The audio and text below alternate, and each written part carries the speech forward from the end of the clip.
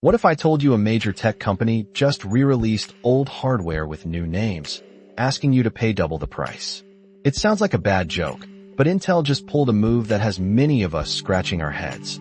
Intel, the silicon giant, quietly pushed two new desktop processors into the market, the Core i5-120 and the Core i5-120F.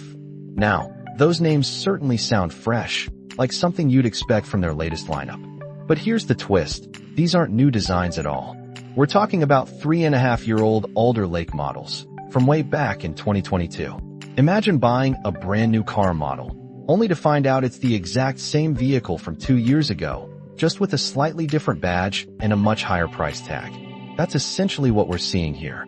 Intel has listed these chips in their official ARC database, and a US retailer, BLT, already shows them for sale.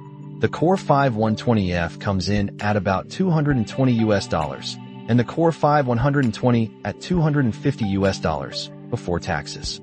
When you account for taxes, that's roughly 225 to 255 euros. Do you know what their almost identical predecessors, the Core i5-12400F and Core i5-12400 cost? About half that amount. You're paying double for a chip that's, well, not new.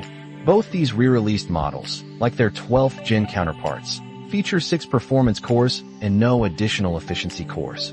The only listed difference? A paltry 100 MHz increase in clock speed, bringing them up to 4.5 GHz.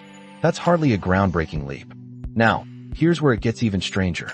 Intel's ARC database initially tagged these as Raptor Lake, the code name for their 13th generation chips. But a quick check of the specs reveals something different. The L2 cache size of 1.25 megabytes per CPU core clearly points to Alder Lake, not Raptor Lake. Even the chip's stepping, listed as H0, confirms it's Alder Lake. Raptor Lake used B0 and C0 steppings, which are essentially revisions or updates to the chip design. An H0 stepping is a clear indication you're looking at an older silicon revision. On a slightly positive note, if you're looking for a silver lining, the original Raptor Lake chips did have some production quirks that Alder Lake models generally avoided.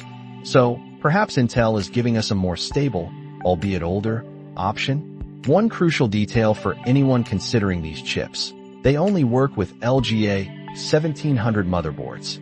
If you're hoping to pair them with the newer LGA 1851 platform, think again. These chips won't plug into the latest hardware. So what are we to make of Intel's strategy here? Is it a clever way to offload excess inventory? Or a puzzling attempt to stretch the lifespan of older architecture under new branding? It certainly feels like a curious move in a tech world that constantly pushes for the next big thing. This really makes you wonder, are we always getting true innovation? Or just repackaging? Let us know your thoughts on this interesting turn of events. And if you want to stay on top of all the real tech breakthroughs and the occasional head-scratcher, make sure you subscribe and share this episode with a friend. We'll be back next time with more.